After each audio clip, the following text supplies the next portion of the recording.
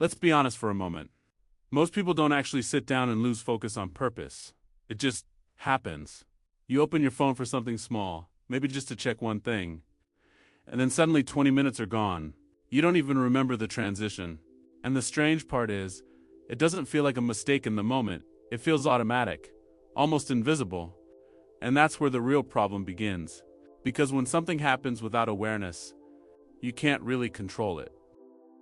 We usually think focus is about discipline, but that's not the full picture. Because if you look closely at modern life, you'll notice something.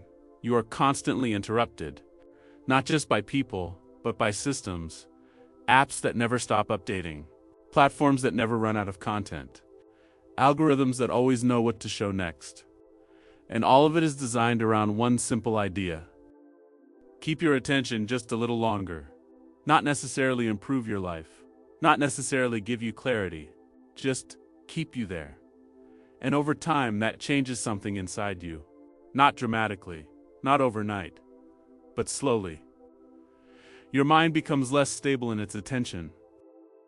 And if you're being honest, you probably feel it already. That slight restlessness when things are quiet. That urge to check something without even knowing what. That difficulty staying with one task for more than a few minutes. It doesn't feel like a big problem until you try to do something meaningful, and suddenly, focus feels heavy. But here's what most people don't realize. This is not a permanent state. Your attention is not broken. It's just trained in the wrong direction, which means it can be trained back. And that's what this is about. Not motivation, not pressure. Just rebuilding control. One small step at a time. 1. The one thing method. Let's start with something very simple. Right now, your mind probably feels like it's juggling multiple tabs, even when you're doing nothing. So the first step is not to fix everything. It's to simplify. You choose one thing, just one task, and you stay with it. Not perfectly, not intensely, just consistently. At first, your mind will resist this. It will try to convince you to switch tasks, to check something quickly, to break the silence of focus. And that resistance is normal, because your brain is used to movement. But here's the shift. Every time you stay anyway, you are building control. Not in a dramatic way, in a quiet, invisible way, like strengthening a muscle no one can see yet. 2. Slow time blocking. Now let's structure that focus. Not in a complicated way, in a very simple one. You work for 25 minutes, then you rest for 5. That's it. But the real purpose is not the timer. The purpose is consistency of attention. During those 25 minutes, something important happens. You stop negotiating with yourself. You're not asking, should I do this now? You already decided, and that removes a lot of mental friction. Because most of your energy is not lost in work, it's lost in switching, and when switching disappears, energy returns. At first, 25 minutes might feel long, but that's only because your mind is used to interruption. If you stay with it for a few days, something changes. You stop noticing the time as much, and instead of resisting focus, you start entering it more naturally. 3. Clearing mental noise. Now let's talk about something most people ignore. Your mind is never actually empty. Even when you're not doing anything, there's always something running in the background. Unfinished thoughts, reminders, worries, ideas. And the problem is not that they exist. The problem is that they stay open, like tabs in a browser you never close. So before you start your day, you do something simple. You write, for 10 minutes. Everything that's in your head. No structure, no grammar, no purpose, just unloading. And the goal is not clarity through writing. The goal is clarity through removal. Because once your mind is less crowded, focus becomes lighter. It's interesting how much mental pressure disappears when you simply give thoughts a place to exist outside your head. Most of what feels like stress is just unfinished thinking. 4. Returning to the present. Now let's talk about something deeper. Your mind is constantly moving. It goes forward into imagined situations, or backward into memory. Rarely does it stay in the present moment. And most people think the solution is to stop thinking. But that doesn't really work. Instead, you do something simpler. You notice, and you return. You sit for a few minutes. You focus on your breathing.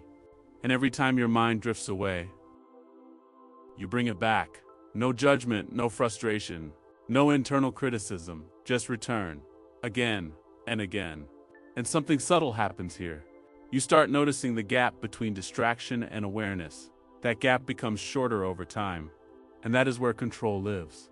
Not in perfection, but in awareness that comes back faster. And 5. Active memory training. Let's shift to something practical again. Most people consume information constantly. Videos, posts, articles, but very little of it actually stays, because the brain was never asked to work with it. So try this simple shift. After learning something, pause.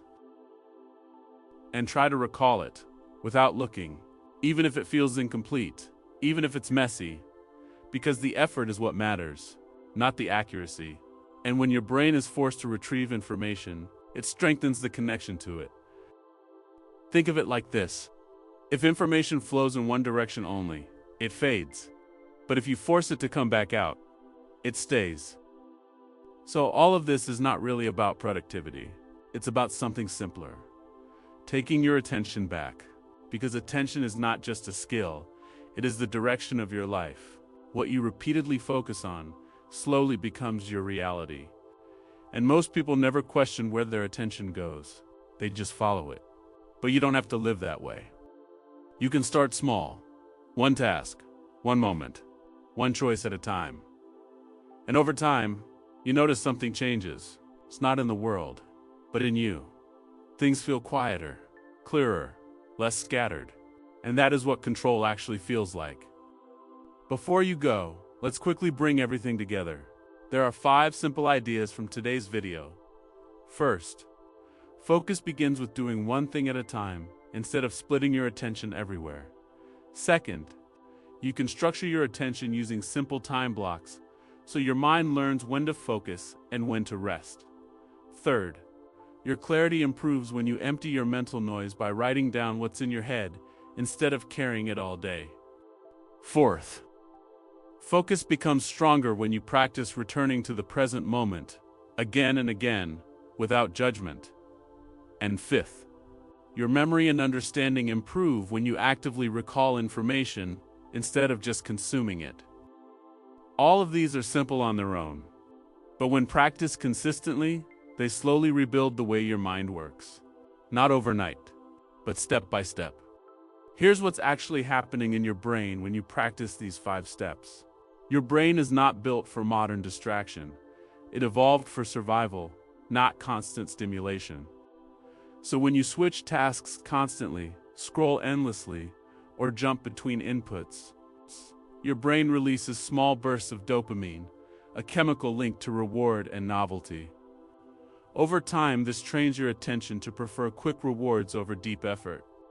That's why focusing starts to feel uncomfortable at first. But when you practice something like single tasking or time blocking, you're doing something very different. You are training your brain to tolerate delayed reward. And that matters a lot. Because deep focus lives on the other side of discomfort, not stimulation.